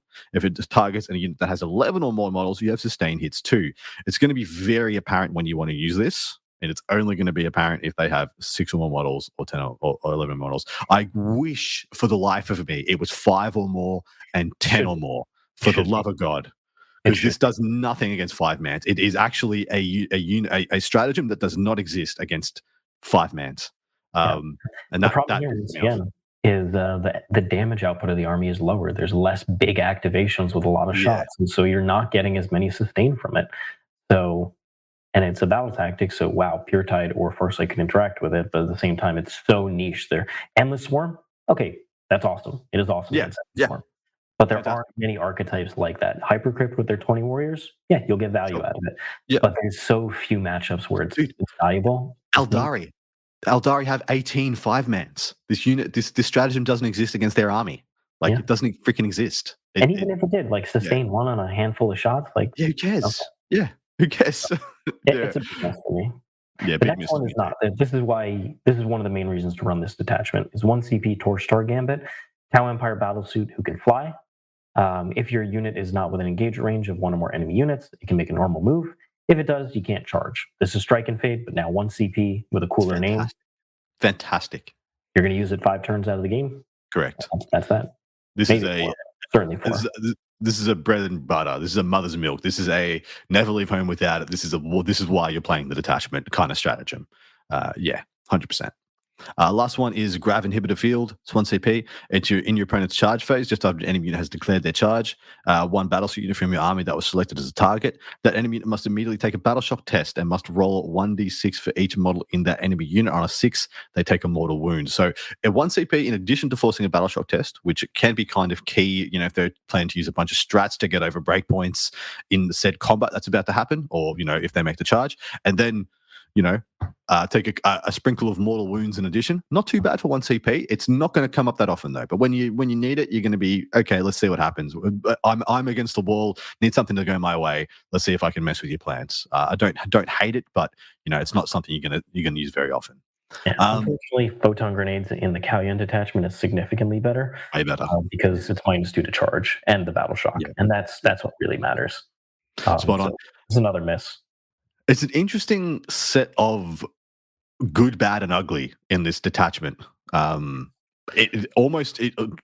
enhancements, we have good, bad, and ugly, and in the strats, we have good, bad, and ugly. But there are some pretty shiny gems in here. How do you feel about it overall? So this is the one that I read the first time and was like, wow, this is absolutely amazing. Yeah. This is the best detachment. And then I played it, and as good as it is to have this army rule or this detachment rule for the whole game on your battle suits, it is very good. But like I said, there are plenty of instances where the extra strength or AP is not that impactful in what you're getting. Starflyer Ignition is fantastic and you can take it in any detachment, but the other ones are kind of hit or miss, or just harder to pull off than you would think on paper. And then outside of Torch Star Gambit, I wasn't really using many of the strats too. I did use a 3.1 away, although I could have done it in other ways with a rapid ingress and then a move. And at the end of the day, I think this detachment is very cool, but I don't think it really helps the strongest part of Tau, and the part of Tau that you really need to win against top players with Tau, which is that you need to make sure that you create primary differential, because secondaries will probably lean slightly in their favor or be at least close. And then if the primaries are close, then it's just going to come down to small things, whether they drew a better card or they maxed their fixed and you didn't max your cards. Or it comes down to they contested your primary once and you didn't contest their primary at all. In order to really guarantee win with Tau, against other good tournament players, you need to create a regular primary disparity. And this detachment doesn't do that unless you lean on units that don't benefit in any way whatsoever. And I personally think, having played it multiple times, the rules here are perfectly fine. They're fun, they're flavorful, but I think that Mont'ka is the strongest detachment in this book. Hands down, I think it is. Aspect of the army, which is Devilfish and Breachers. If this was the index detachment with 6-man sickly crisis suit units, this would be one of the top in the game. It would be just one of the best in the game. That would have been one of the best armies in the game. Not as crazy as Eldar, obviously, but once everything was nerfed, right now, they would be winning more than correct. The biggest issue with this detachment is it works and keys off metrics that have fundamentally come down. So Ostensibly, straight up, the best output unit they had, the Tau Crisis Suit unit, has almost had its damage output cut in half. It has some buffs that kind of are making it feel a bit better damage wise, as in you can get more damage out of the 3-man than you could out of 3 in the Index with the Kauyon detachment. But still, it's an undeniable 30% reduction. And then this only works on those units. So you have to really want those units. In my mind, I don't love the fact that you are going to be like, oh, sick, so I'm going to just take a phenomenal amount of battlesuit units, and you get to protect one of them. And previously, that was one 6-man that, if you used well, could table your opponent. But now it's going to be 3-mans and then some other stuff, and then they all have to be within 12 inches to do anything with their bonded heroes rules and a bunch of their other stuff. And so you're playing a medium to upper durability unit that only shoots, that wants to be close to do stuff. And like I said, you've only got the Torch Star Gambit once, so you only keep one unit safe. This is awkward to wield. It's hard. It is strong. It is strong, undeniably strong, but it is will kill stuff quite a bit better than some of the other detachments in terms of if you get close to this battlesuit army and you stand there, you're going to take a lot of damage. But at the same time, if your opponent can score a lot of points while they're taking damage, and it's not going to just table an opponent in a turn, it takes a couple turns to do so. If they create too big of a score differential, you're still going to end up losing with this army.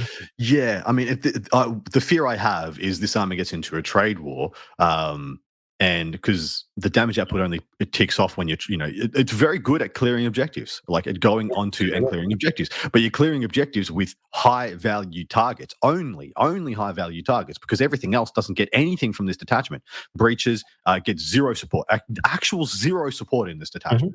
And I see them as probably the best thing in the book. So that fact alone really hurts my opinion of this. But I still think, like you said, it's very strong. Undeniably has a very high ceiling. I think it's better than Kauyon, and it'll be much easier for most people to play. And I think 100%. People will do well with it. I think that against top players, if I was going to go to tournament, I think Mont'ka gives me more options. And allows me to play 10th edition in a way that allows me to outplay people. But wait, there's more. Kroot Hunting Pack time, my man. People have clamored, and GW has heard, and they've finally given you a Kroot range worthy of the name. I was not clamoring. Kroot are there to let my actual resources survive. They're there to be completely sacrificed. Anyway, I'm a traditionalist.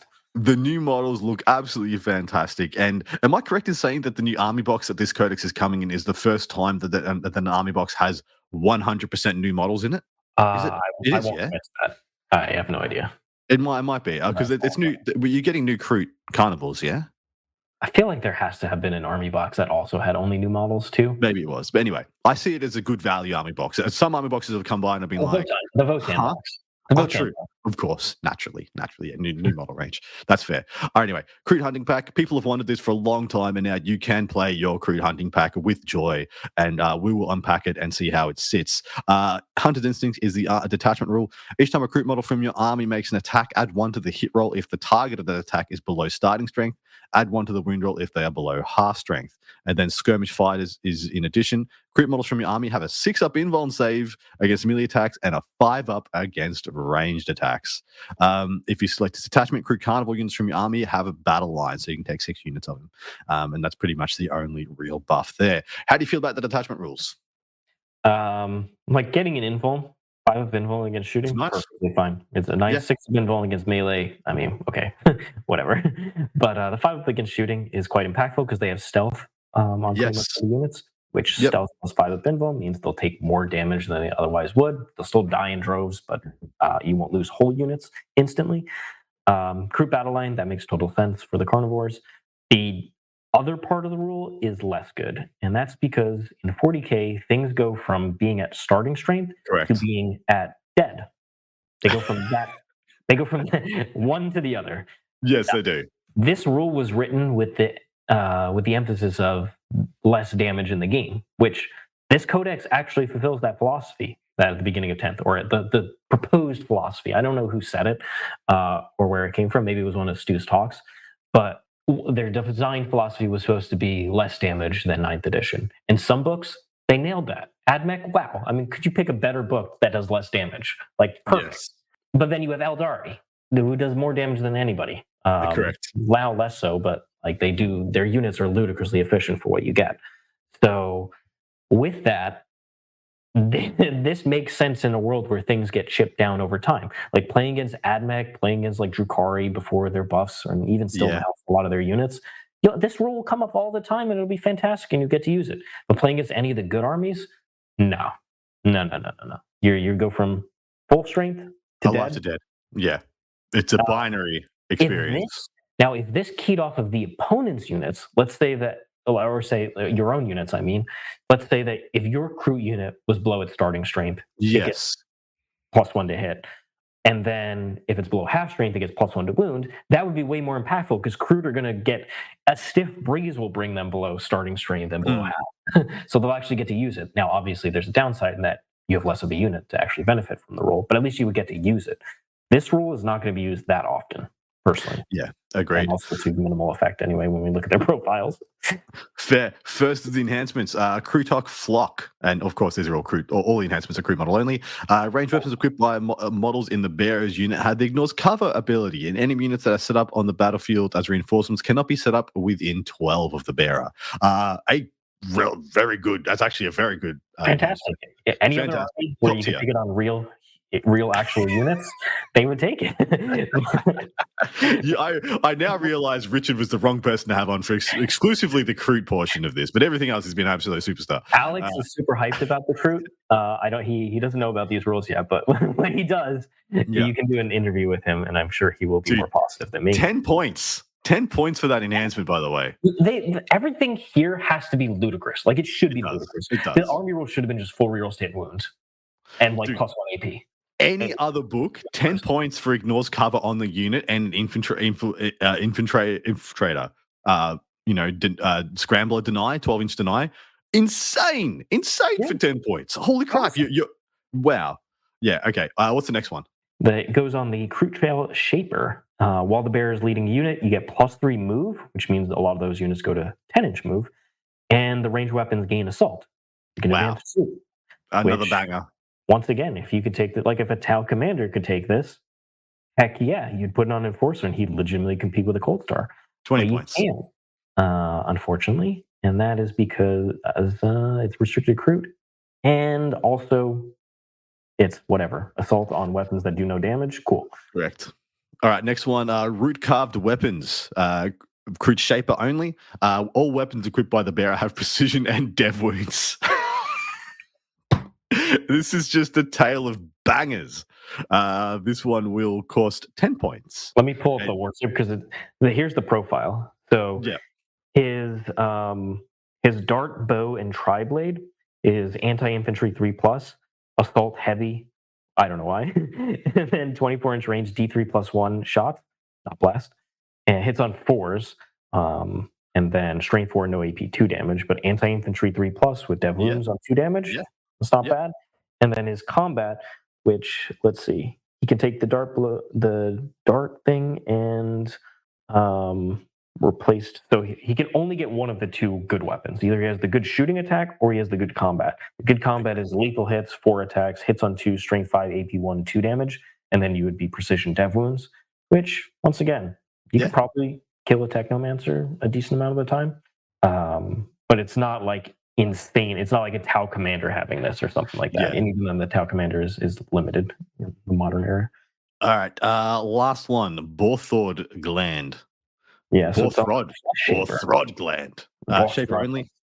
Yep, while the bear is leading a unit, each time model in the unit makes a melee attack, unmodified hit roll of 5 scores a critical hit, which means if they have lethal or sustained on their weapons, they would get it on 5+. Once again, this is one of the strongest combos you can have in the game. And then you look at the Kroot weapons and you're like, well, where is the lethal and the sustained over here? Yeah, where am I generating this value from? These are all absolute bangers. They're all so good. Any one of these would be one of the better, if not the best, enhancement in another detachment. So the Farstalkers, they can pick a unit to be precision and lethal against, and then you would get crit 5s in that unit with the Shaper. Yeah. Damn. Okay. Join the hunt is the first of the strats. It's 2 CP, happens in any phase. 1 Kroot infantry or Kroot hounds unit from your army that was just destroyed. You can use this stratagem even though it was just destroyed. A new unit is added to your army identical to the one you just destroyed. It's in strategic reserve at its starting strength. Can't be used to return any characters, of course. 2 CP for a nice little refresh akin to Astra Militarum. That is exactly what Kroot need because they are going to absolutely explode to, like you said, a stiff breeze. Is this any good? Is this a game changer? Tell me it's a game changer. I'm ready. I mean, it is good. Like you take a 20-man Kroot unit and you take the War Shaper who makes a stratagem free, and this is a battle tactic. So he won't be able to come back, but when he loses his unit, he can free bring them back. Dude, a 20-man. we are cooking. Kroot are sticky objectives in 2OC, the basic ones now. They got a nice upgrade. So you can't use it on the Rampagers or the Krootoxes. Like, was that going to be really offensive? Come on.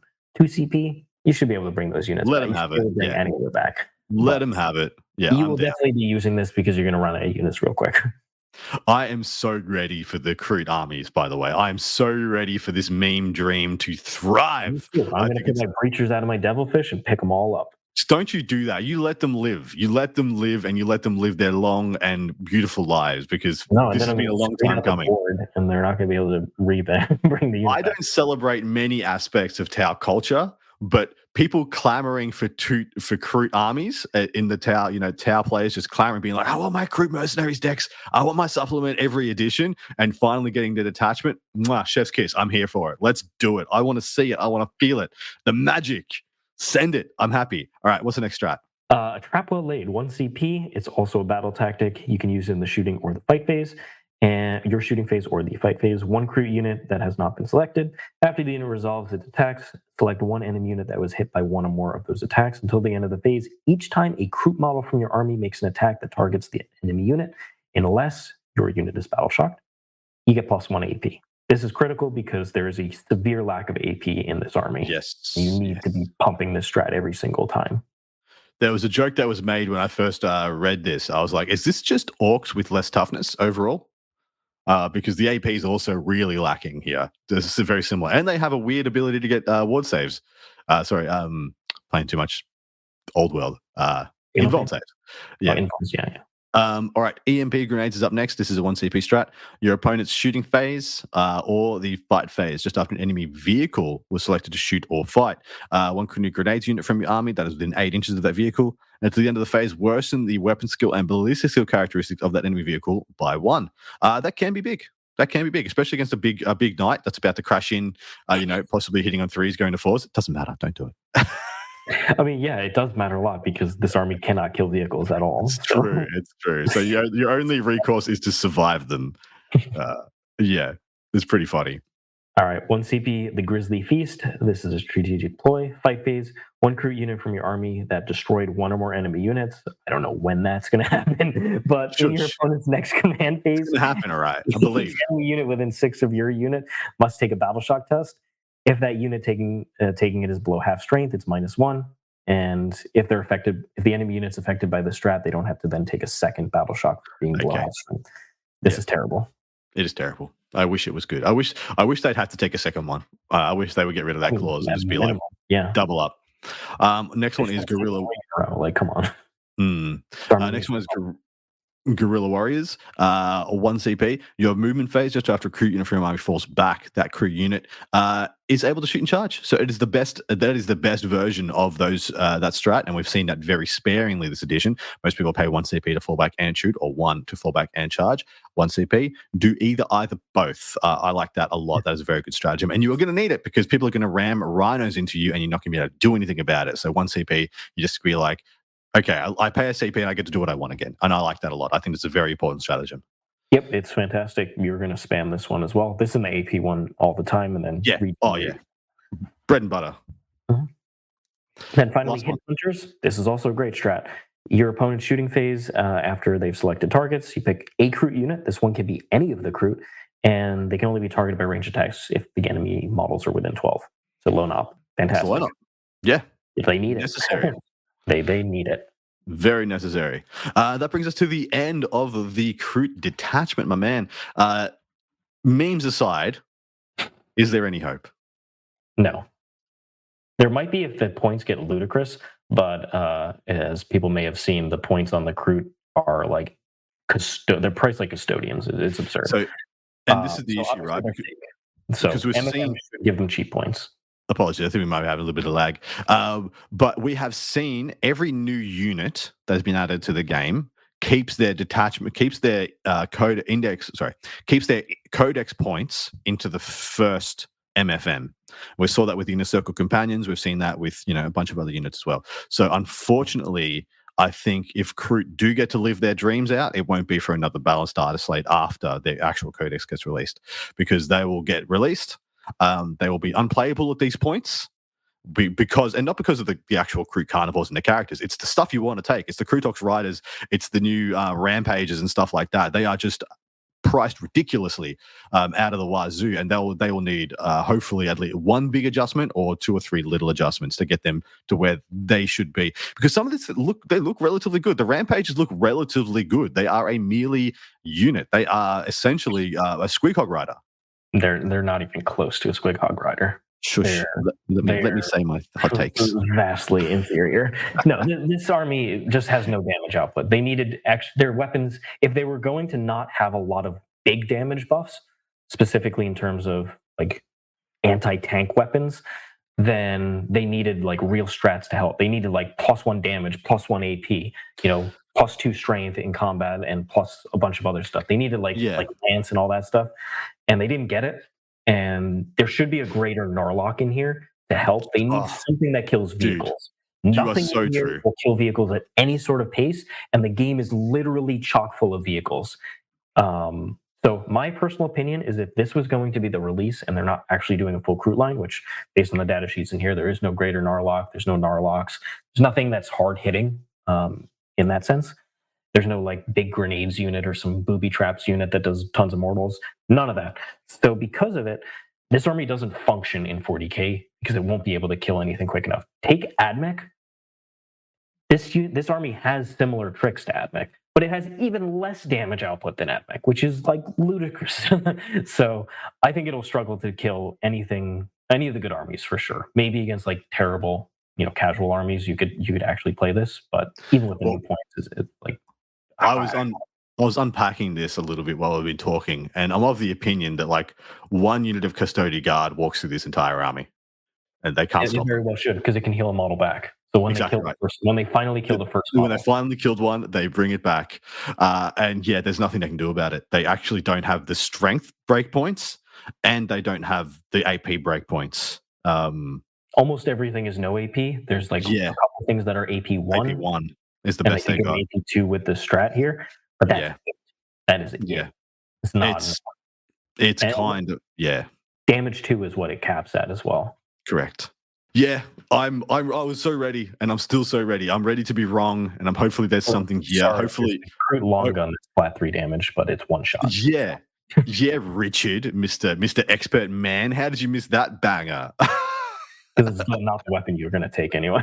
I know, it's so bad. But this is weird. Yeah, there's such a juxtaposition, because the detachment rule is good. It's fine. Mostly it's good because of the invuln than anything else. And the enhancements are amazing. And I really expected the stratagems to follow on from that, but the stratagems aren't good. There's 2 good stratagems. There's only 2. There's the fallback and do whatever you want, and that's only good because things are going to be going badly for you, and you need that. And there's the extra AP. Apart from, I was like you. I was expecting like, here's your +1 attack and lance on the charge stratagem. And lance if you charged in addition stratagem. Here is your overarching synergy. There is no overarching synergy. I really thought there'd be something that tied this together, another level to this, like, when we have killed a unit, something like power from pain, but only when they've killed a unit, because they're eating it, and they get like, every time you kill a unit, you get a feel no pain for the rest of the turn or something like that. And stuff to key off that, like when you've killed a unit, you whatever, because it's gonna be hard to kill a unit, but if you do, your army gets supercharged. I really expected something like that. Yeah, so Grizzly Feast was like maybe the trap well laid and join the hunt, the reinforcement strat to bring a unit back, and the +1 AT strat. Those are both solid because they're battle tactics, and the Warshaper can make them free. But so you got 4 strats here. The EMP grenades can help certain situations. Yeah, it's I think fine. Grizzly Feast is terrible. So they actually have a solid enough suite of strats. The problem is once again that damage output. I think if this was the design intention, what they should have done instead was Tau get another detachment, just that buffs Tau units, and then this one is a sub detachment in that if you run X amount of Kroot units, you run like at least one Shaper, at least 2 Carnivore units, at least XYZ, have like a little force organization thing. If you run that in your normal Tau list, you get access to this suite of rules. That would be cool. That would be really That's cool. how I would have done it, because this is not an actual detachment. This is just not. This looks like an AdMech detachment. It really does. I mean, if this buffed actual AdMech units, it would be legitimately good. I would take it. But it doesn't. It buffs Kroot, who are worse than AdMech. Yeah. The enhancement. Oh man, there's some of the best enhancements in the freaking game though. But they apply to just units that just can't do it. They can't go. Anyway, I'm still ready. I'm still ready to be wrong, and my heart will go on, so to speak. Serenading, etc., etc. But it's time for us to do with a pure Kroot army using this detachment. Just pure Kroot, no taking battle suits or anything. They beat you with a pure Kroot army. I'll come back on the podcast and we'll talk about how awesome it is. Dude, if that happened, I would just. I think I propose. I think I just get down on one knee, be like, it's time. But okay, we have only 4 detachments in here, and I don't think it's going to be hard for us to rank them because I think it just goes Mont'ka, Retaliation, Kauyon, Kroot, right? Yeah, it's very clear. Very clear. It could not be more clear. And after unpacking and properly unpacking Retaliation with you, because I think you opened my eyes to some awkward logistics involved with the Retaliation Cadre. I think Mont'ka is like 50% better than the next contender. I think Mont'ka is hands down head and shoulders above the rest. And I don't think it's top player. It is the best detachment by a significant margin. Exactly right. I don't think it's close between them. But that brings us to the end of the episode, and we do our 2 things we always do at the end of any episode where we have reviewed something. We give it our rating out of 10, as in how happy you are with this book, mate, out of 10. How happy do you think Tau players will be with this this Codex? So do we talk about the data sheets? Damn, you're right, we do. Haha. This is why I did the podcast. This is why you're here, mate. I forgot there was units in this army. I can do it pretty quick though, so don't worry. We've kind of already done the Kroot ones. So I guess we can do those a little bit more if you think any of those warrant another looking, because they are the ones that are brand new. I can give some highlights here. So most data sheets remain the same. Let's talk about the ones that disappear. Anva, gone. Unfortunate. He was the best tar pit in the galaxy, and now he's dead. So he won't be seen anymore. The thing is, he's been dead for years, mate. And they finally lost the hologramic disc that they've been using to keep him going got broken. And so they're just like, deleted. So he gets a new model, full hologram, giant hologram. Give me that 2-up info back. So he's gone. Then we also have Long Strike. He's gone, so you can only run the basic Hammerhead now, which is unfortunate. The Crisis Commander is gone, so you can only run an Enforcer and a Cold Star Commander. Correct. Then you have Tactical Drones. They have gone and disappeared. And then in terms of your Ethereal, besides Anva, Anashi has also disappeared, although he was very rarely seen anyway. But he has cool lore, so hopefully he'll come back in the future. But those are the data sheets that have unfortunately, been last time we'll see them for a while, probably, and maybe ever for some of them. Then we've got, in terms of the ones that exist, Farsight gained 2 extra wounds, which is very nice because he can't take drones. So it was awkward. He had 2 less wounds than a double shield drone, commander. And now he has the same amount, and he has this inbuilt 4-up invuln, which is quite nice. Then he lost his full rerolls to hit and wound once per game on his combat, which, whatever. And instead gained Pure Tide's Teachings, which is once per battle round. You can target his unit for 0 CP.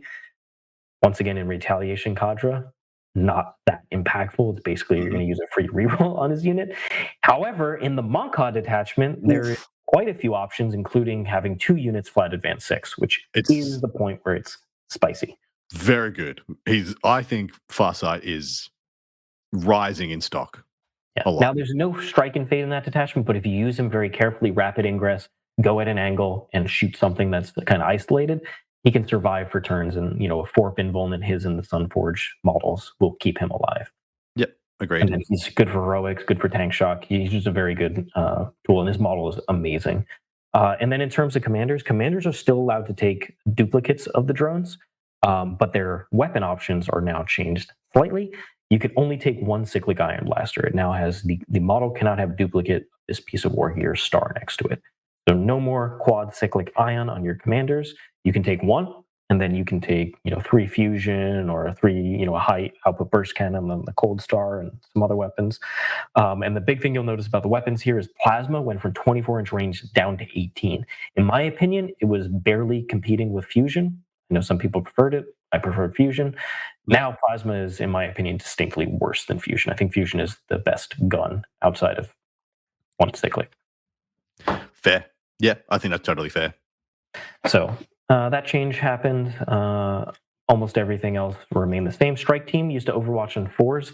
Now, instead, in your shooting phase, after it has shot, you pick one enemy unit, infantry unit that was hit by one or more attacks, till the start of your next turn, they are suppressed. And each time a suppressed model makes an attack, they're -1 to hit. That's shooting and combat. Mm-hmm. Once again, it's cute, but it's not the damage that breachers do. I still vastly prefer breachers, personally. If this was against anything, it actually has quite a bit of utility, but against infantry, once again, your opponent's infantry are either out there because they're going to die, or they are behind terrain and you can't shoot them, or transport. So that's that. Then we have the 3 different crisis units. We've got Sunforge battle suits. They are the fusion unit, so you can only take 2 weapons a piece now on crisis suits, so the volume is dramatically less, and then on top of that, you don't have access to Kauyon, the exploding attacks, so you have much less firepower than before on these units. But on the same, at the same time, this unit gains the 4-up invul. So each one has a different battlesuit upgrade. This one gets the shield gens, and its datasheet rule is also very good. It's reroll wounds against monsters and vehicles. And if a commander joins the unit, he also benefits from this. So these units put out quite a bit of damage. It's reroll wounds and reroll damage. Yep, reroll wounds and damage against monsters and vehicles. So fusion is, and then in the Retaliation Cadre, you go to stream 10, AP5, plus these rerolls. It's quite good. I think this is the best of the units. It's priced at 160 in here, which obviously was, is potentially just completely fake, but I don't think it's super unreasonable. I don't think 160 is like, wow, this is like ludicrous. I think if it goes down a little bit, it'll be just a very solid auto take type of unit. But the other units need more help, in my opinion. So 4 pinball. The other thing that's different is you can't take duplicates of drones. So you can't go to 6 wounds. So you can go to 5 wounds with 1 shield drone, and then you can take a gun drone. And the gun drone will benefit from this rule, although it doesn't matter because it's 1 damage and reroll wounds natively. But gun drones get the benefit of the other rules a lot more from the other crisis suits. Yeah, 100%. Okay, Sunforge is awesome. Then we have Fire Knife. These are the missile pod or plasma. You can take two weapons, 1 of each, or 2 of the same weapon. And with the plasma nerf, I was fully ready to be like, missile pods better than plasma now, 30-inch range, etc. But then they lost an AP, and I was like, oh. Well, no, the missile pods on Crisis were AP1. It was the missile drones specifically that were AP2. Oh, really? There you go. I swear to God. Weird as, but now, I don't know if either of these are good options. But definitely, you don't take 1 of each. You take 2 of 1 of these. So they don't have an invul, so they're just going to be 3-up save at 5 wounds apiece. So and then their Fire Knife rule is their ranged attacks always get reroll 1s to hit, and then if they're shooting at something that's at its starting strength, which is the good version, if they're at full health, you get full rerolls to hit, which means you don't have to use a tetra on them, although you still want to guide them. This is fine. They also get a weapon support system to ignore modifiers. Like, this is fine, but then the volume of the unit is so low. Yeah, dude. So low. I mean, it can be 4 shots apiece, 12 shots that hit on 4, strength 7, -1, 2. So if they're in cover, they just get their save. That's not killing 5 of anything. And then their plasma rifles, you can have 6 shots that hit on 4s at strength 8, -3/3. Like, you have Space Marines in cover, unless you are fully spotted, they don't care either. You're going to kill most of them, but not all of them. Yeah, I struggle with this unit a lot. In the Mont'ka detachment, you can give them +1 AP with that strat. So you could have 12 missile shots at strength 7, AP2, 2 damage, ignores cover from the observer benefit with a marker light. And full rerolls ahead, that's BS, B +1 BS. Like, that unit is okay. The problem is it doesn't have really much defense. for the points, because this unit's priced even more expensive than the Sunforge, 165 for somehow. And then you bleed bring it down points by running tons of these. Well, it's just toughness 5 with a 3 up and 4 wounds. That is not hard to kill in this day and age. It's not hard to remove at all. No, not at all. It's a custody without an invuln. It's and a 3 up. Yeah. And the volume is just low. It needs to be cheaper, in my opinion. Then the Star Scythe, I quite like their data sheet rules. This is the burst cannon or the flamer variant. I actually really like this one. This is my favorite one, but only because I see, like you said, the screening and the clear potential of these units. So how many points did you say this was? This one is the cheapest. This is 140. Once again, no invuln, so it can be 3 up save, 5 wounds. And each time it makes a ranged attack against non-monsters and vehicles, you get +1 AP, which means in Retaliation Cadre, if you're within 6 of the target, you'll be +2 AP if it's not a monster or vehicle.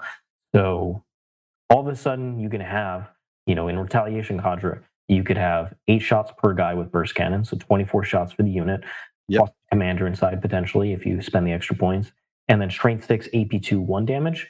That's a pretty solid profile. It is, yeah.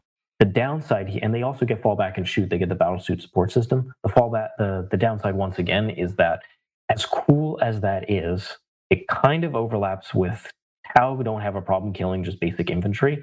They have a problem killing elite, like super durable tanks and elite stuff quick enough. And that's where the Sunforge can shine. The problem here is their lack of defense. Once again, it's like, okay, well, as soon as they commit to kill like a chaff unit, which they can kill reliably, you're spending 140 points to kill like 10 breachers, which are 90 points, and then you die in return and give up 6 bring it down points. Yeah, and that's the big issue, right? It's to bring it down you're giving up on this unit. Because at 140, I'm not too bothered if they die. Like it's not. I'm not going to love it, but at 140 isn't breaking my back, and I wouldn't mind. I mean, taking 3 of these units is not breaking your back either. Like you can easily justify at least 2 of these things at 140 apiece. But yeah, you're right. It's to bring it down that exposes you to, and that's where I really struggle with a lot of this. And a lot of the crisis suits in general, because you are right. When they are not expensive anymore, you want to take a bunch of them. They're nowhere near as defensible as they were before, and so they just die. Like, yeah, you're telling me that your bring it down points are now just toughness 5, 3 up with 4 wounds. Like that's just for points for the taking. That's points on demand. This unit would really shine in Retaliation Cadre with the shortened blade, the 2 CP 3.1 away, except for the fact that, once again, if they're back there, how are you getting an observer back there to give them BS3 and potential rerolls? Yeah. It's not happening, so you aren't really killing anything. You might kill like a terrible chaff unit. It's possible, but you also could just completely whiff, and then you spend 140 points to try and do this, plus 2 CP. It's like, I want to run this unit because I like the data sheet rule plus its combo with Retaliation Cadre. But then I look and I'm like, this is just, it's too many points invested in something that might not do it if it's unsupported. And when it's supported, why am I supporting this over any of the other units like a Riptide? And then if you put a commander inside to just make sure you have the volume, then it's a really expensive unit. Yeah, fair.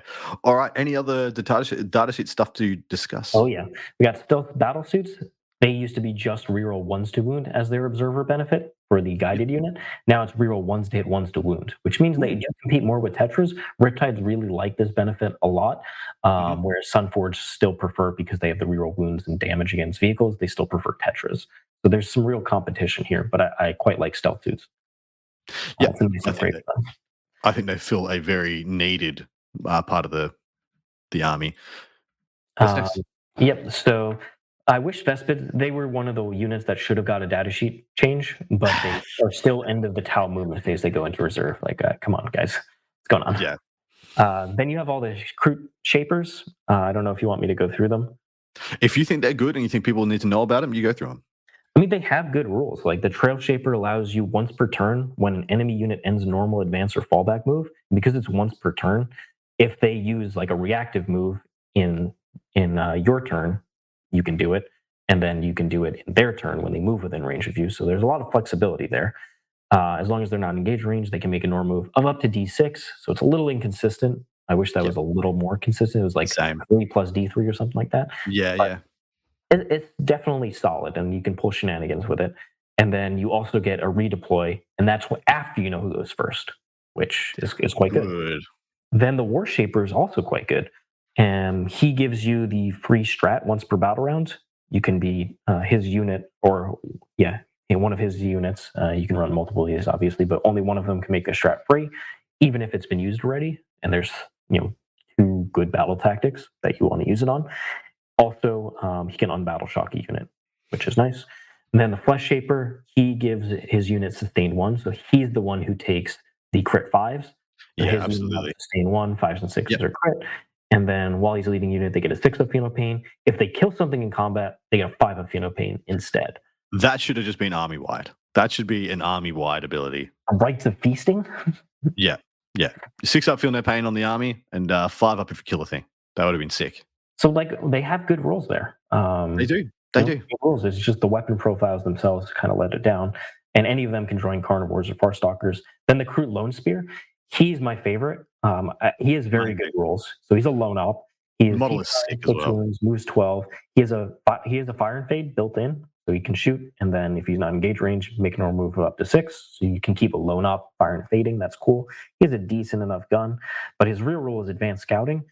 Each time he makes a ranged attack, if it hits an enemy unit until the end of the turn, each time a Kroot model from your army makes an attack against that enemy unit, you reroll hits. So that's shooting in combat. Full rerolls to hit. Wow. That's very good. It's very Once good. again, but if you're rerolling, 40 attacks that have no AP and are strength 4, like how much damage are you really doing? Yeah. Also a lone up, which is very, very, very nice. Scout 7 stealth lone up with 6 wounds, and it'll have a 5 up or a 6 up invuln. So I actually Scout 7, so it's like it's right up there. So he's good. He's at a ludicrous 110 points in the book.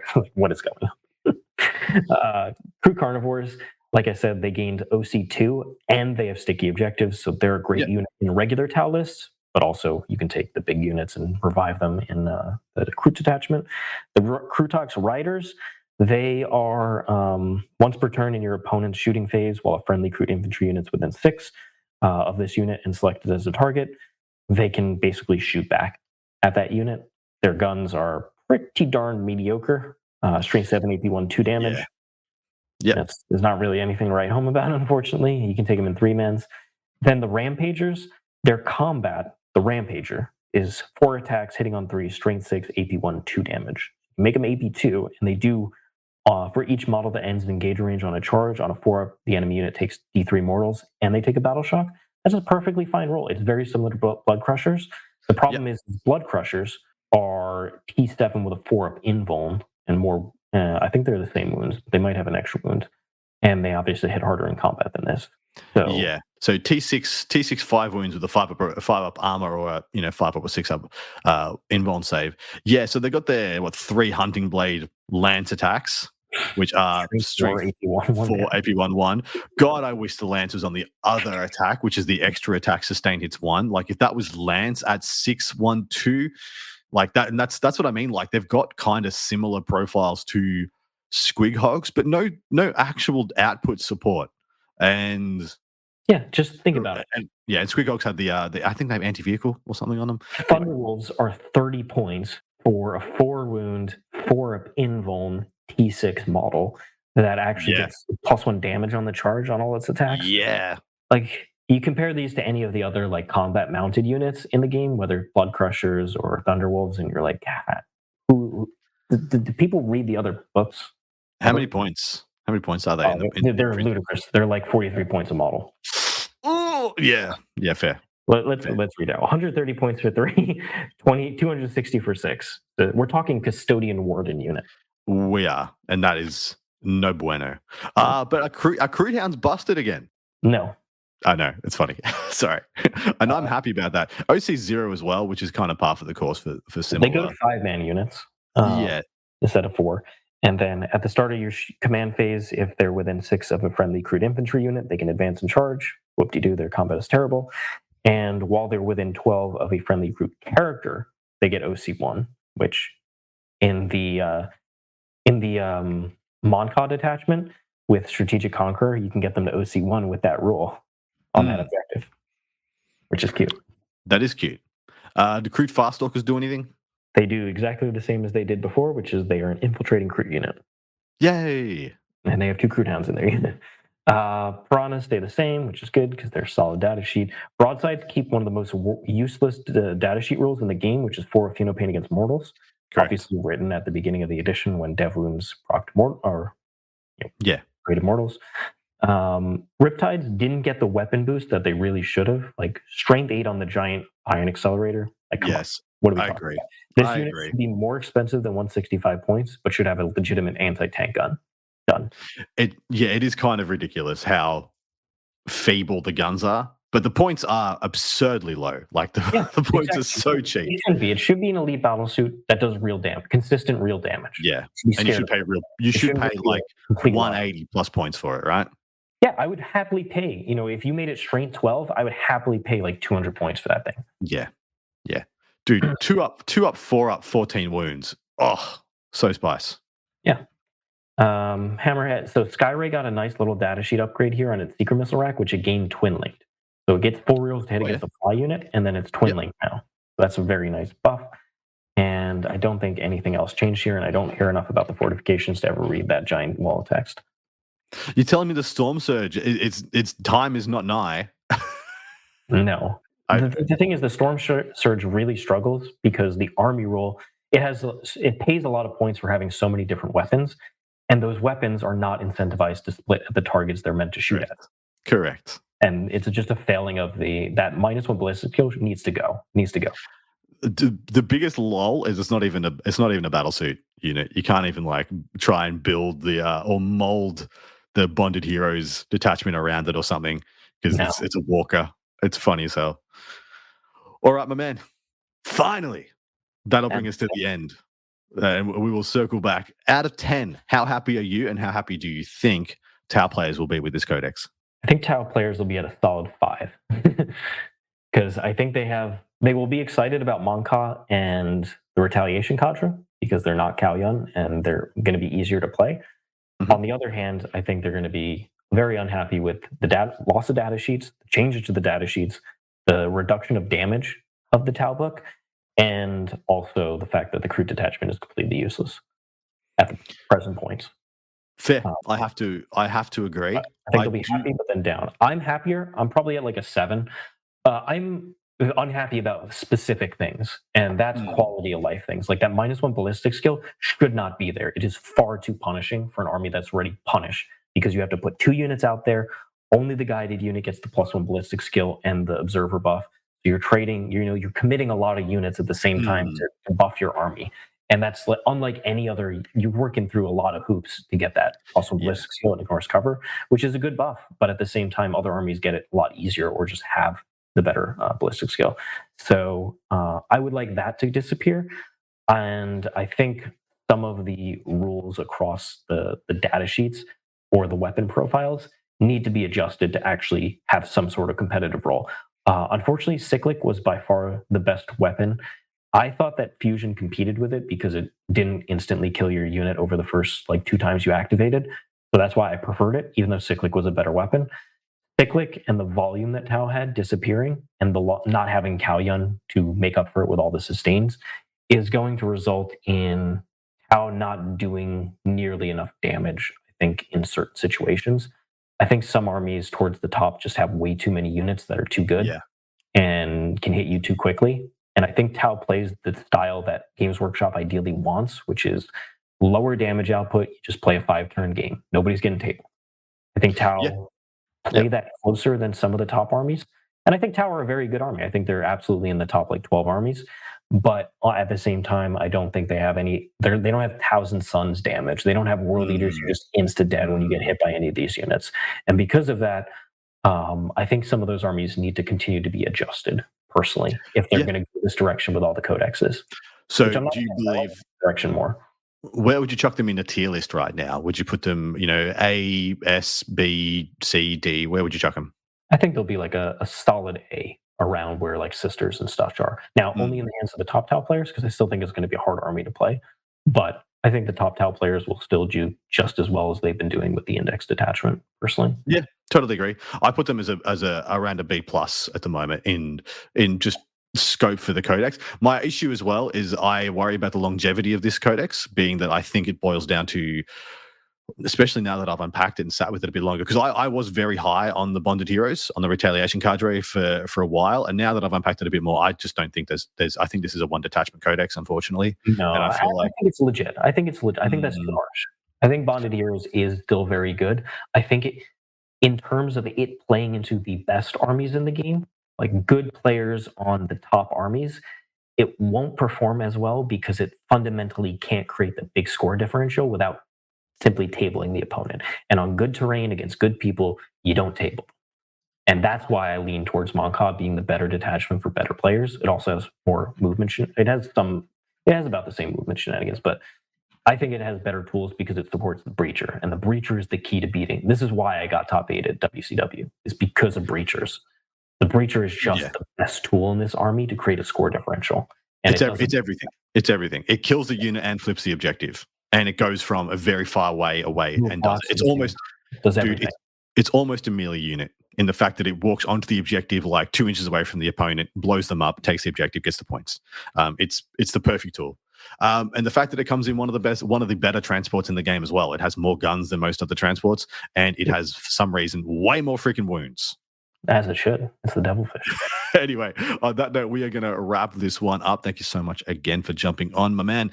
We're going to go over and record part 2. Hopefully, you guys have loved and adored this deep dive into the brand new Tau Codex. Hopefully, you'll join us over on part 2. Richard, anything you'd like to plug before we sign out?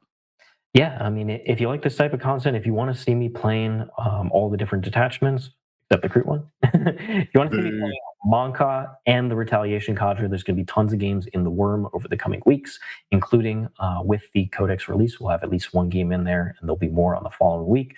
So if you're excited about it, you want to see me play it, please do check out the Worm, theworm.vhx.tv. There's going to be a 3-day free trial, and highly recommend you check out all the other content, because if you want to level up your game very quickly, kind of skip that steep learning curve of Warhammer 40K, then it is one of the absolute best ways to do so. So please do join us and our awesome community. Just a little caveat about the show for the next 2 weeks. I am, and by the time you've heard this right now, I will be at Adepticon, and I'll be streaming that with the lovely Paul Murphy and a beautiful Andy Talbot. And in addition, we're going to be streaming a bunch of glorious stuff. Hopefully, we'll join in and join us there. The recording and the episodes might be a little spotty for the next couple of weeks. I might take a week off. My intention is, at the minimum, to have a part 2 out for the patrons, even if that is just me doing a stream of consciousness on what I think of the game and what I've learned at Adepticon, and et cetera. So at the very least, there's going to be patron content at a minimum, I believe.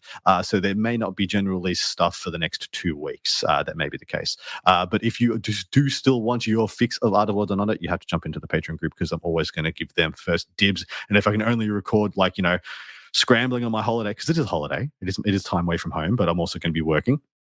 And if I do scramble together, half an hour, 45 minutes of content, it will go to the patrons first, and they're going to get first dibs.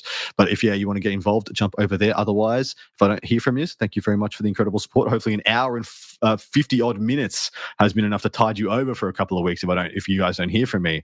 And yeah, once again, thank you very much, Richard, for coming on and giving us your expertise. I'm excited to see what you do with this Codex, because there is some real spice here, and there is some meat on the bone and some things to be explored. And yeah, come over and join us on part 2. Time to say goodnight. That was your cue, Richard. I'm saying goodnight. All right. Well, good night to everybody.